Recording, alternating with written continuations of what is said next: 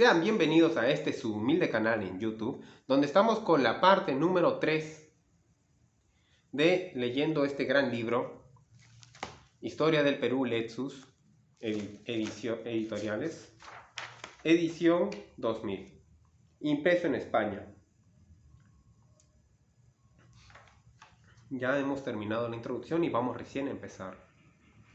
Celebrando, por supuesto, que estamos en fiestas peruanas, estamos cerca a fiestas patrias. Es mi cumpleaños también, así que lo hago como un regalo para mí. Entonces, por mi cumpleaños yo quiero saber un poco más de la historia de mi Perú. Y por eso me he puesto este pequeño reto de terminar este pequeño libro.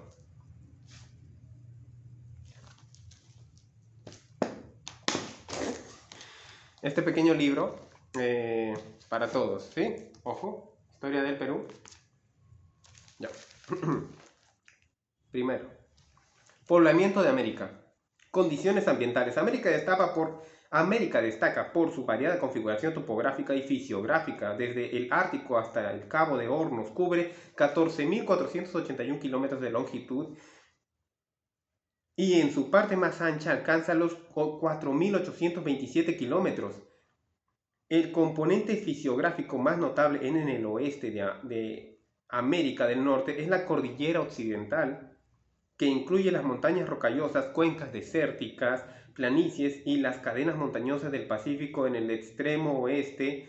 Al sur, la Sierra Madre y la planicie de México forman con las montañas rocallosas un solo rasgo fisiográfico. El límite de estas cordilleras está marcada por la cadena volcánica de Mesa Central. Más al sur existe otra cadena que se desplaza de este a oeste y es visible en las Antillas Mayores del Caribe.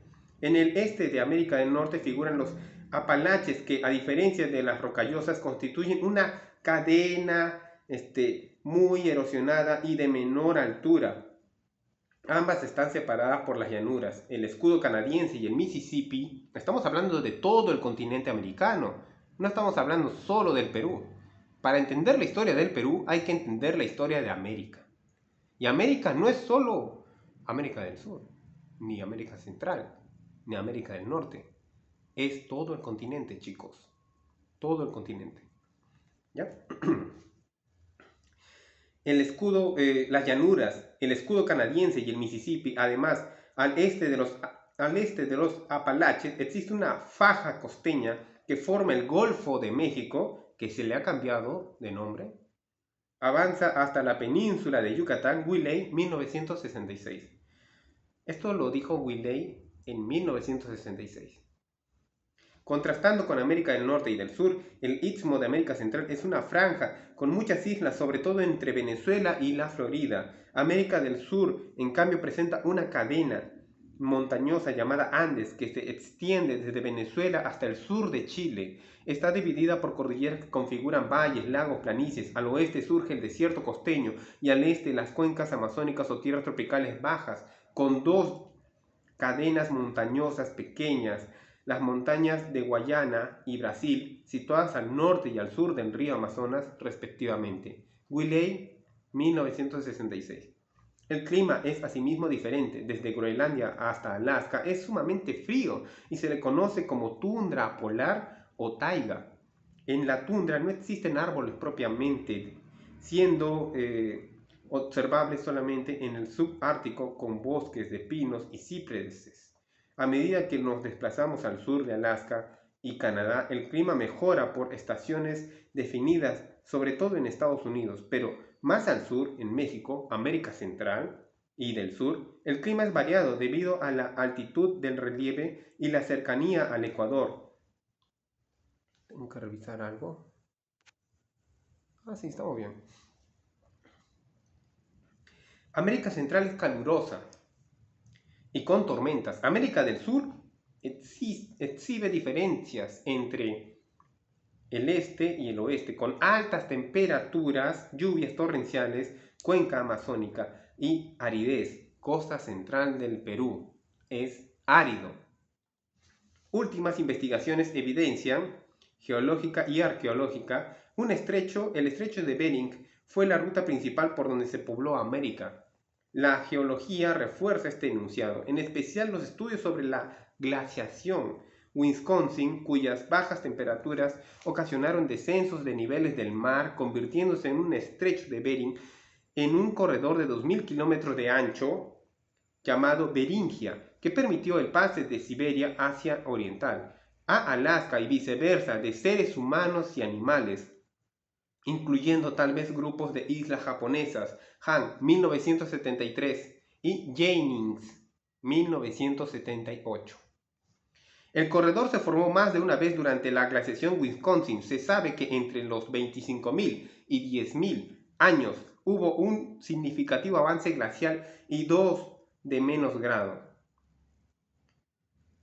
Jennings enfatizó que definitivamente la Beringia se creó luego de los 9.000 años. Sin embargo, la sola existencia del corredor no garantizó el éxito. O sea, que exista ese corredor de 2.000 kilómetros de hielo congelado no garantiza el éxito migratorio desde el noroeste de Asia hasta Alaska.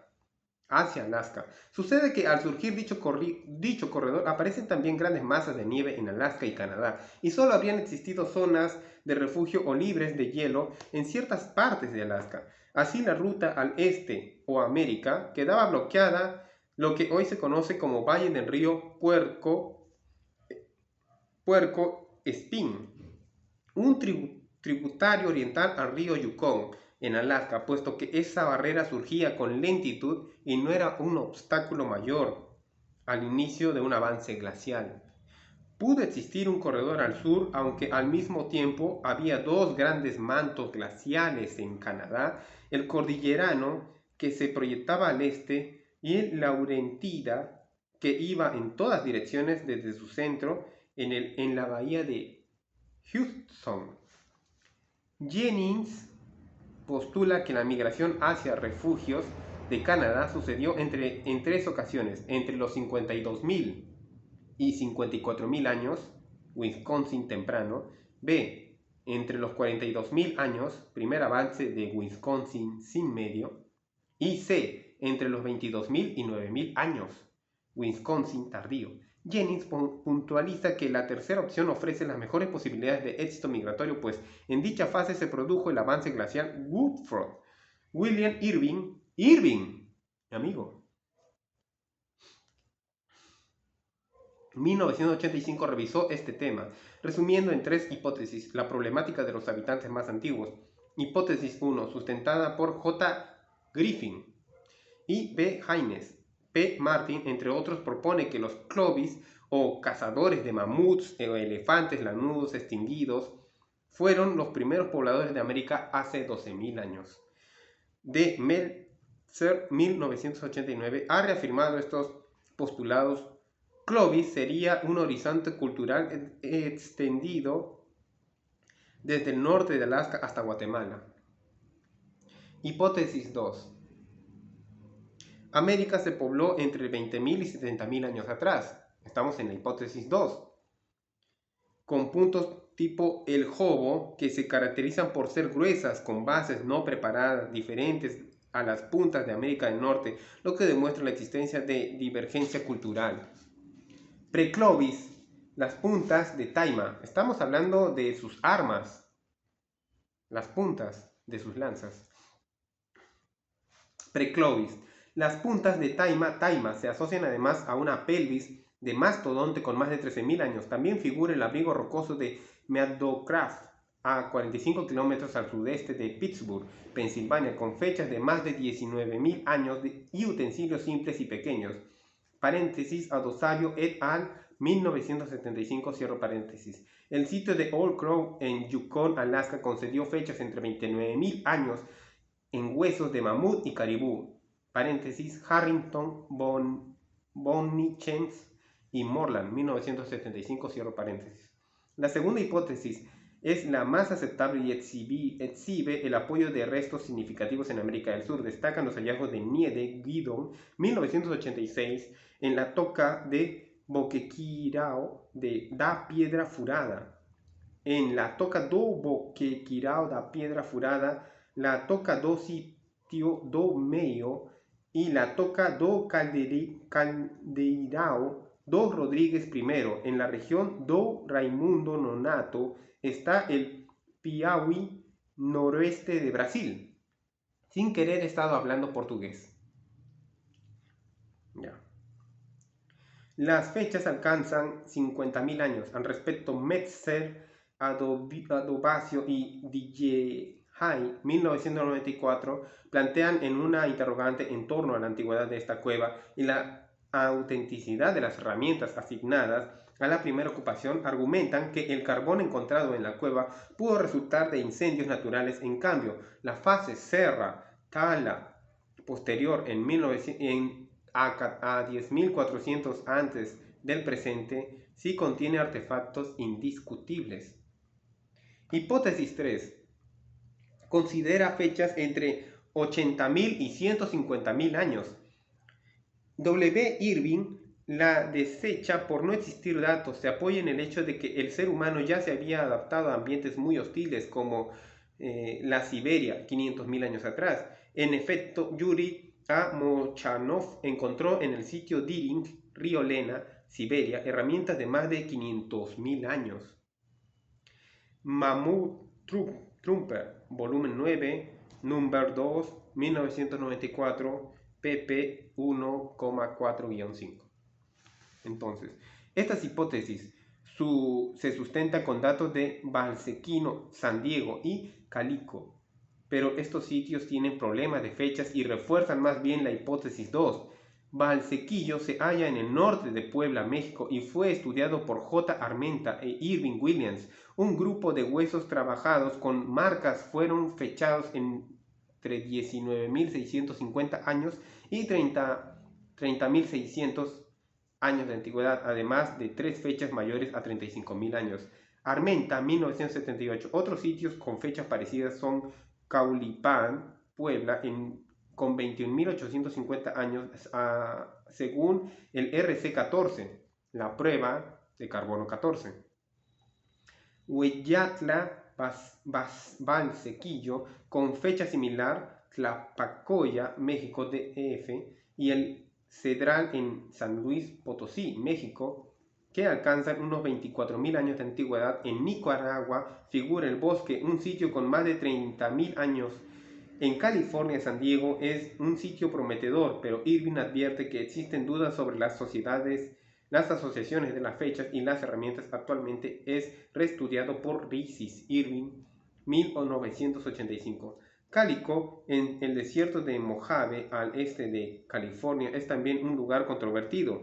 En la década de 1950, Simpson estudió el área del lago Manitz cerca del Calico y encontró 4.000 posibles herramientas y 6.000 lacas que se denominan complejo lago Manitz. Puesto que existen dudas sobre la autenticidad de tales herramientas, Pelayan aplicó el test Barnes para descartar dudas. Según el test, la lasca obtenida por un tallador exhibe ángulos de plataforma pequeña, pues así se logra controlar el tamaño y la forma de la lasca, que se comprende del núcleo. Al ser aplicado el test, se demostró que muchos objetos del Calico fueron obra humana, pero otros muestran fracturas naturales. R. Simpson, L. Patterson y C. Singer, 1986, publicaron un análisis de los artefactos y fechas a base del torio-uranio, planteando una antigüedad de 200.000 años relacionados con el Paleolítico del este de Asia. La cuenca de Old Crow, un tributario del río Puerco Espín en el norte de Yukon, Alaska, proporcionado información sobre restos de herramientas de hueso, destacando un descarnador,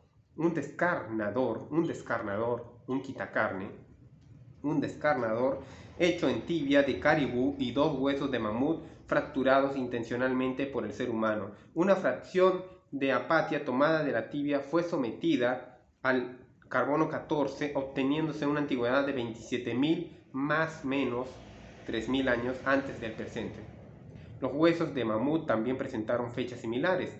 Jennings, 1978 a 1922. ¿Por qué dice 22? Bueno. En 1986 se publicó en Toronto una nota con nuevos fechados para la tibia de caribú de Old Crow, según lo cual no tendría más de 3.000 años. Las fechas discrepantes se explicarían por la contaminación de la parte inorgánica del hueso debido al carbono de las aguas subterráneas. La nota en mención agrega también que otros huesos de mamut Old Crow tienen entre 25.000 y 40.000 años. New Leicester de Ontario Archaeological Society, página 3, mayo-junio 1986, Toronto. Por lo tanto, en la localidad 15, situada sobre la ceniza volcánica o tepra de Old Crow, existían objetos de huesos con fechas de hasta 80.000 años. También se halló una lasca delgada con plataforma preparada en 1986. Morgan publicó fechas de 24.000 y 30.000 años para herramientas óseas de este lugar. Irving, Hopling y B.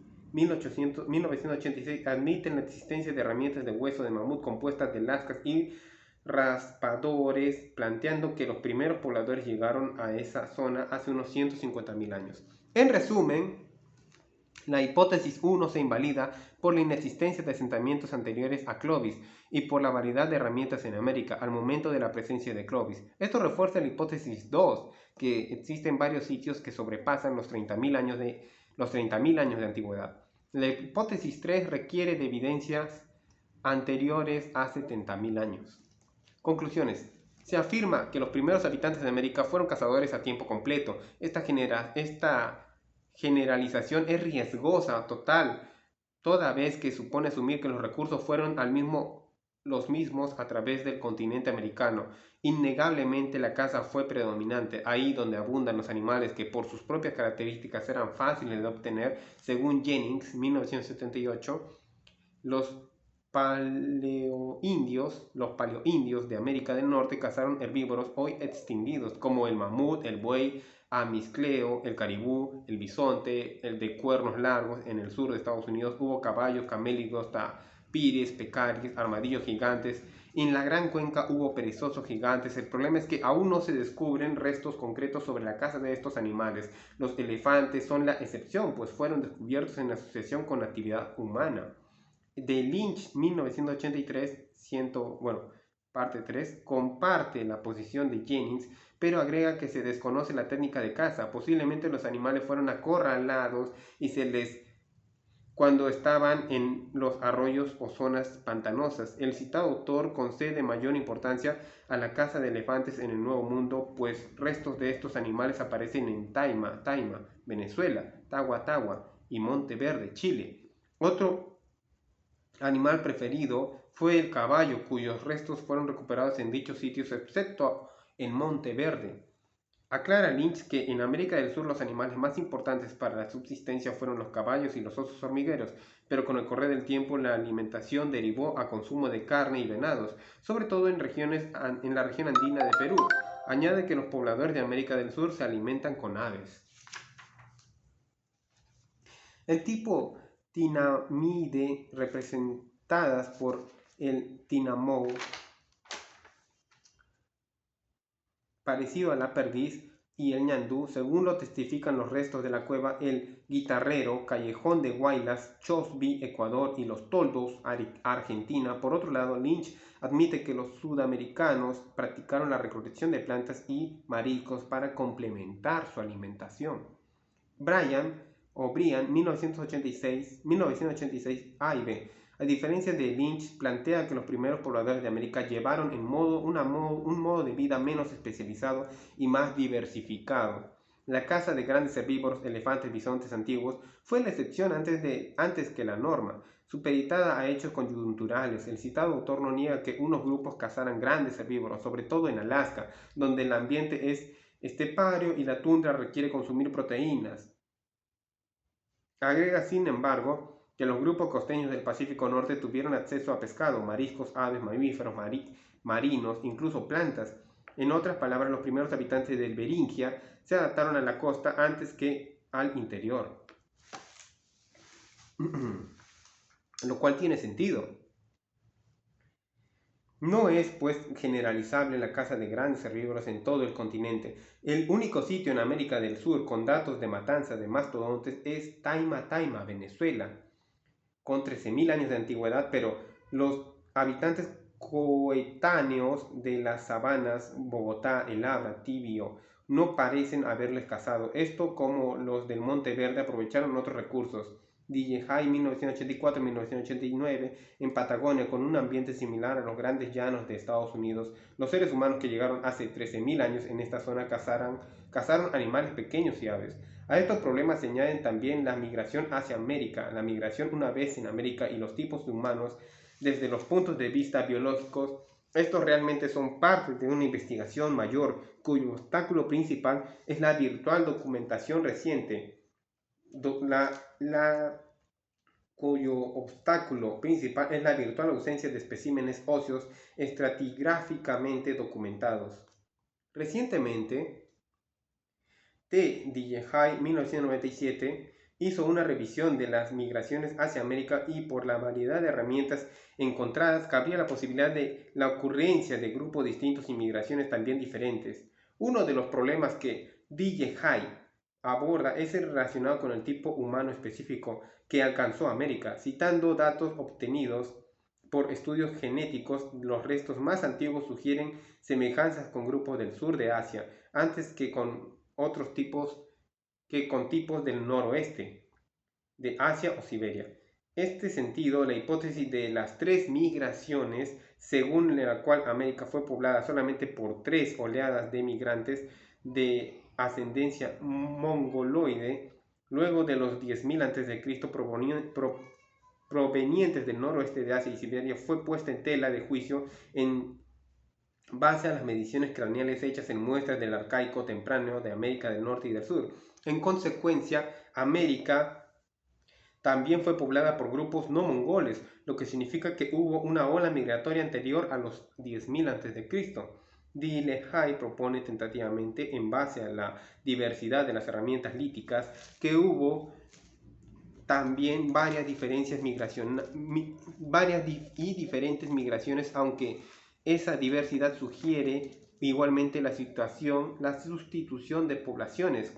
Concluye a manera de hipótesis que un grupo no mongoloide tipo robusto vinculado al sur de Asia y del Pacífico Sur fue el primero en ingresar a América antes de los 10.000 a.C. y luego fue asimilado por grupos asiáticos mongoloides tipo Brasil. La migración mejor documentada de Alaska a Patagonia corresponde a grupos que fabricaron puntas de lanza tipo Clovis con fechas de 11.000 antes del presente. Añade el autor que no existen datos contundentes sobre migraciones anteriores a esa fecha. Por otro lado, Jorai, 1993, y nativos americanos plantean que hubo 4 grupos asiáticos distintos que corresponden a migraciones diferentes producidas entre los 21.000 y los 14.000 años del presente. En tal sentido, los rasgos físicos de los pobladores de América no son necesariamente homogéneos, a pesar de descender de un tronco asiático. Jennings, 1978, describe a los nativos americanos considerados rasgos generales compartidos, características como individuos gruesos, bronceados, ojos oscuros, cabellos lacios y gruesos, con escasa pilosidad. Las mujeres llevan frecuentemente la mancha mongólica en el rostro, la cual desaparece en la pubertad. El tipo de sangre es O y no existe A2, B, D, U y la R. La calvicie y el cabello gris por la edad son también raros. Tampoco se encuentra en la sangre nativa la célula anómala Sickle o de anemia, que se presenta con gran frecuencia entre los africanos. También los nativos son propensos a contraer las enfermedades euroasiáticas más comunes, tales como el resfrío, sarampión y tuberculosis. Es sorprendente la ausencia de inmunidad en los nativos con relación a estos males. Evidencia utilizada para apoyar la hipótesis del largo aislamiento sucedido en el Nuevo Mundo. En cuanto al proceso migratorio una vez en América, R. Nachnetz advierte en la introducción a Early Man in America que su total entendimiento será difícil, pues varió debido a las condiciones ecológicas y a las tradiciones culturales. El citado autor presenta, tomando en cuenta ese argumento, 3 posiciones que resumiremos a continuación. La primera es la migración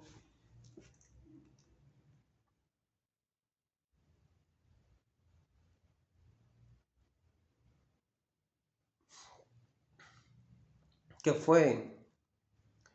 ¿Qué fue, gente? Parece que TikTok no le gusta la lectura, le gusta el show. Hola, hola chicos. Espera. Me he olvidado darle play. Me he olvidado darle play a esto. Ya continuamos con la historia del Perú. Julio Hualpa, bienvenido a este tu humilde live. Deja tu tap tap. Apóyame con un quiéreme o un regalito. Te estaría agradecido para continuar con esta culturización, ya que la mayoría de personas pues, no busca culturizar a otras, solo busca nada. Ya. Consideremos que en esta ruta se agregaron las correspondientes a la zona montañosa y la parte oriental de América. Lo más probable es que los grupos humanos que avanzaron hacia el sur aprovecharon las zonas que ofrecen recursos alimenticios relativamente fáciles de obtener sin importar la región en la que se encontraban. En muchos casos habría bastado hallarse en el momento y lugar preciso. Parte 2. Perú antes del Tahuantinsuyo. Escenario geográfico. La cordillera de los Andes es uno de los rasgos fisiográficos más notables de América del Sur y se extiende desde Venezuela hasta Chile con una variedad increíble de climas. Por eso la historia del Perú es también en parte la historia de los esfuerzos humanos para adaptarse con éxito a esta gama de climas, ambientes y relieves. Seguidamente presentamos una breve descripción de cada una de sus regiones. El territorio peruano tiene una superficie total de 1.285.216 km², incluyendo las islas del litoral pacífico y la sección peruana del lago Titicaca. Su cumbre más elevada es el Nevado de Huascarán, 6.786 metros sobre el nivel del mar, localizado en la Cordillera Blanca, departamento de Ancash, al norte de Lima. En cambio, su punto más bajo es a 37 metros bajo el nivel del mar y se encuentra a unos 60 kilómetros del sur de la ciudad de Sechura y a unos 40 kilómetros al suroeste de Leta Bayobar, Piura, en la costa norte del Perú. Esta hondonada o depresión se conoce como Depresión Bayobar o Laguna Cerro y constituye una fuente de sal. Peña Herrera del Águila, 1969. Costa es una angosta franja denominada Chala, Pulgar Vidal, 1987 y desierto subtropical por Tosí, 1960, que presenta una longitud de 2.560 kilómetros y un ancho variable de 40 kilómetros de Lima, Moquegua y Tacna, y de alrededor de 150 kilómetros cuadrados en Piura, los cuales hacen un área de 144.004 kilómetros cuadrados para esta región. Esa área corresponde al 11,20% del territorio nacional y de este solo el 10% es económicamente explotable, con 900.000 hectáreas cultivadas. Exhibe variaciones notables y se subdivide en una primera zona norte semitropical que se extiende hasta Lambayeque, con temperaturas medias anuales de 25 grados para Tumbes, 24 grados para Piura, 22 grados para Lambayeque. En verano, las temperaturas alcanzan hasta los 35 grados, con lluvias periódicas y un promedio de precipitaciones anuales de 610 milímetros.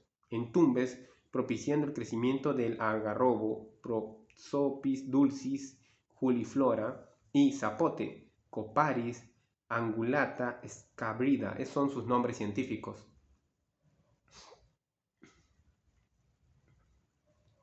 Estoy muy cerca, creo. Uy. Ahí. Ya.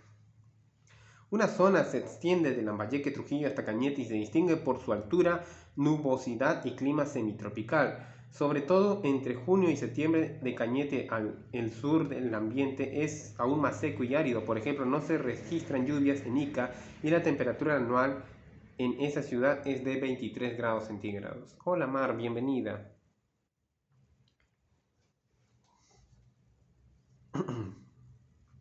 El mar es un componente importante asociado a la costa por el sistema de corrientes marinas que configuran una especial flora y fauna. Se trata de corriente costeña o de Humboldt, la corriente oceánica del Perú, la corriente subsuperficial y la corriente de El Niño. Las dos primeras integran el anticiclón del Pacífico del Sur y se desplazan al norte debido a los vientos alisios del sudeste y a la rotación de la Tierra.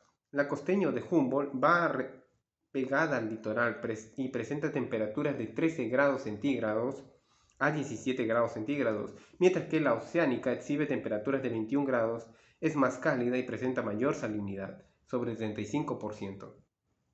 El atún es el pez común de esta corriente.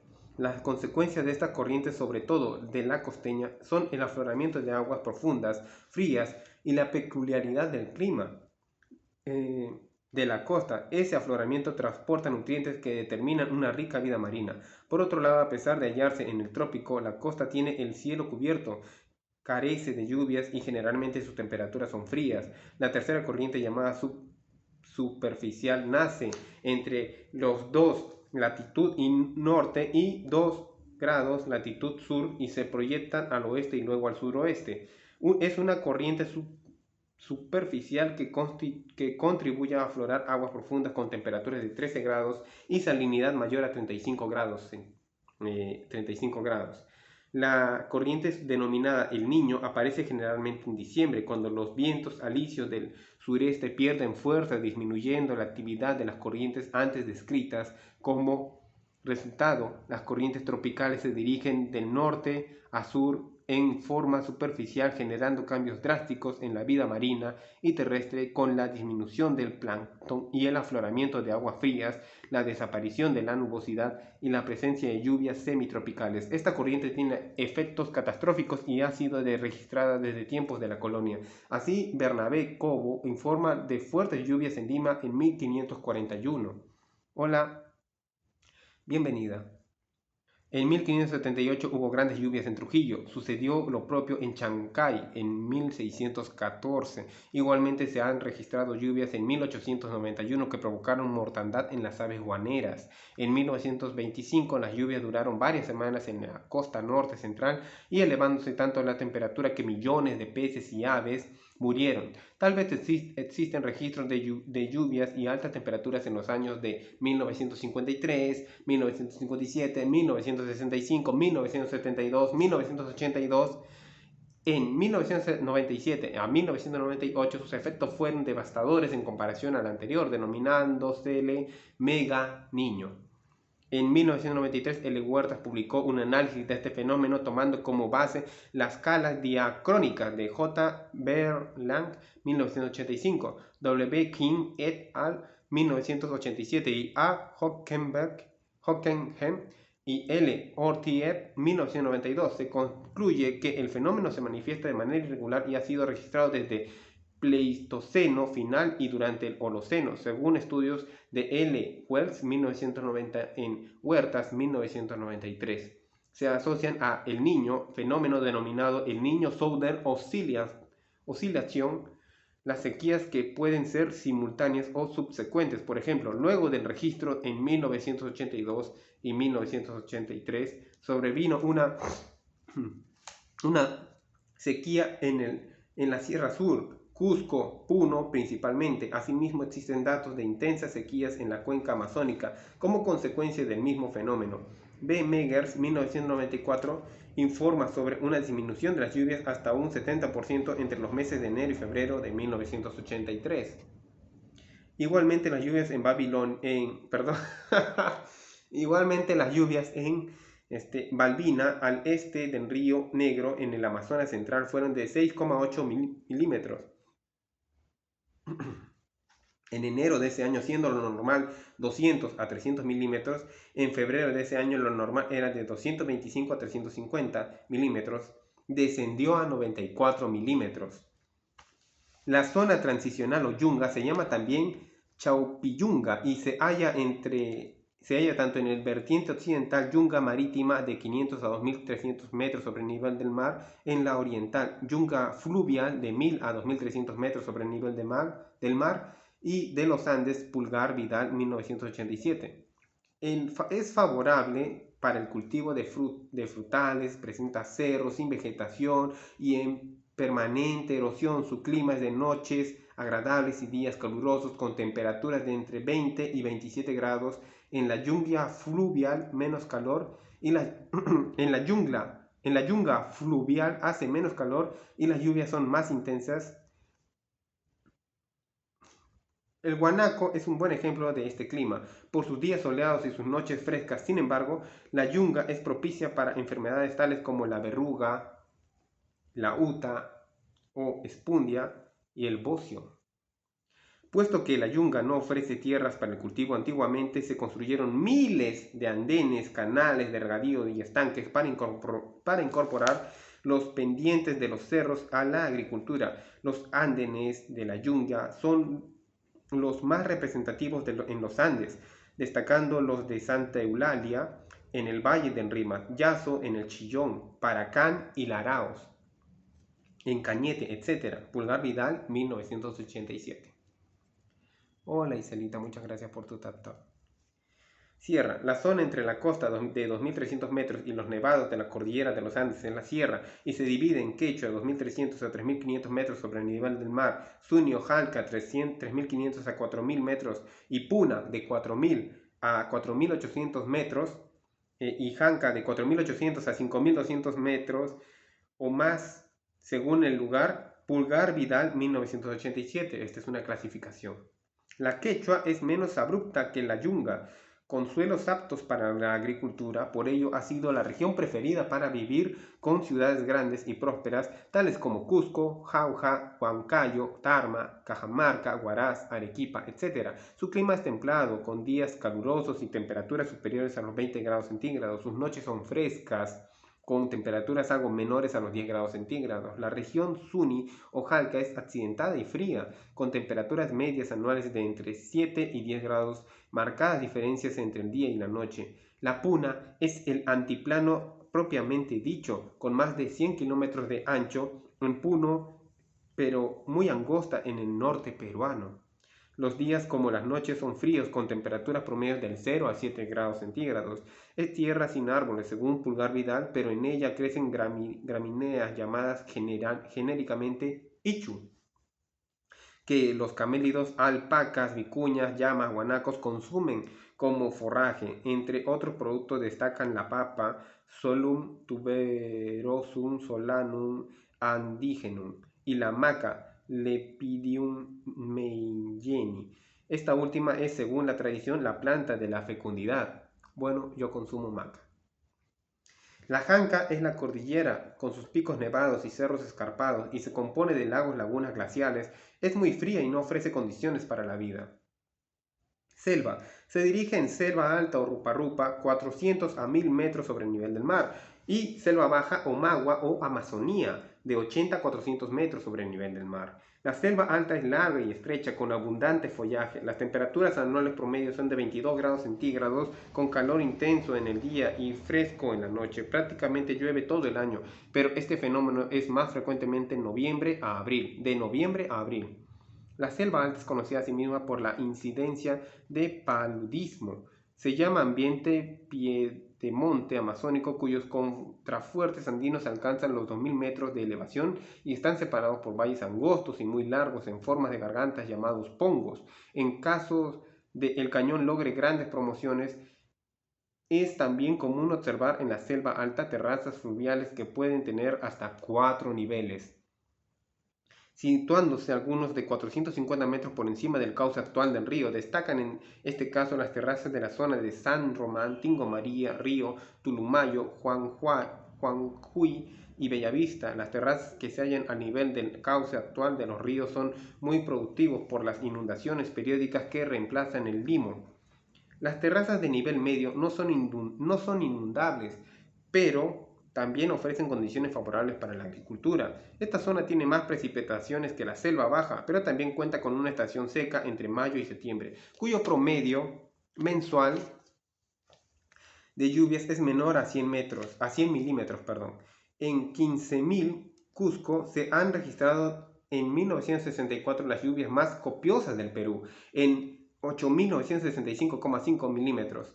En cambio, en Jaén las precipitaciones anuales promedio son menores a los 500 milímetros, pues es una zona semidesértica, con temperaturas promedios anuales de 26 grados, con máximas de 38. Debido a las frescas temperaturas nocturnas, la humedad atmosférica se condensa sobre las copas de los árboles o los techos de las casas y se conoce con el nombre de rocío, que se escurre rápidamente al despuntar la mañana. Peña Herrera del Águila, 1969. Esto es lo que dijo Peña Herrera del Águila en 1969.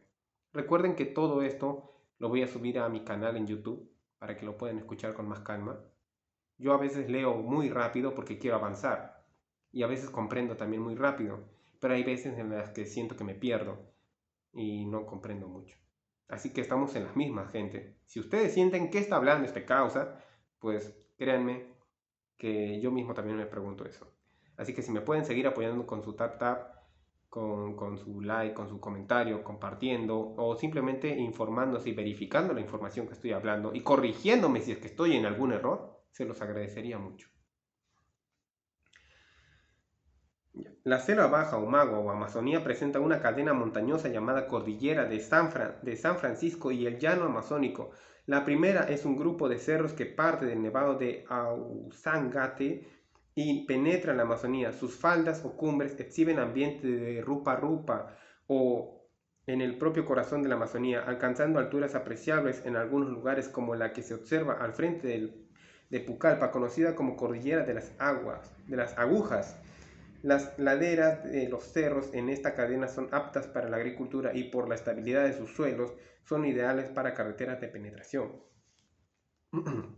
El llano amazónico comprende grandes zonas húmedas y pantanosas con cuencas fluviales que las drenan en la época seca. Esta región comienza cuando concluyeron los pongos, sean Manseriche, Aguirre, Mainique y dan paso a una espesura compuesta por follaje y bosque parejo, a manera de llanura ondulante verde. En la llanura los ríos incrementan su curso meándrico con grandes lechos inundados, existiendo secciones continentales y subacuáticas. En los lechos de inundación de los ríos existen terrenos elevados llamados restingas que sobresalen y están libres de inundación incluso en épocas de grandes lluvias. Estos terrenos elevados constituyen las zonas preferidas tanto por animales como por grupos humanos en la medida en que ofrecen seguridad para vivir y practicar la agricultura.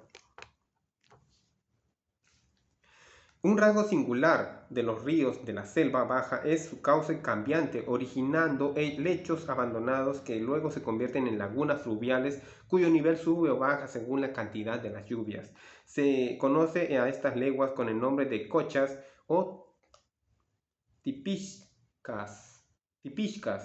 Los ríos meándricos ocasionan también extensas playas con mucho limo que se utilizan para el cultivo estacional. La selva baja tiene importancia forestal y su potencia agropecuario se limita a zonas altas, no inundables.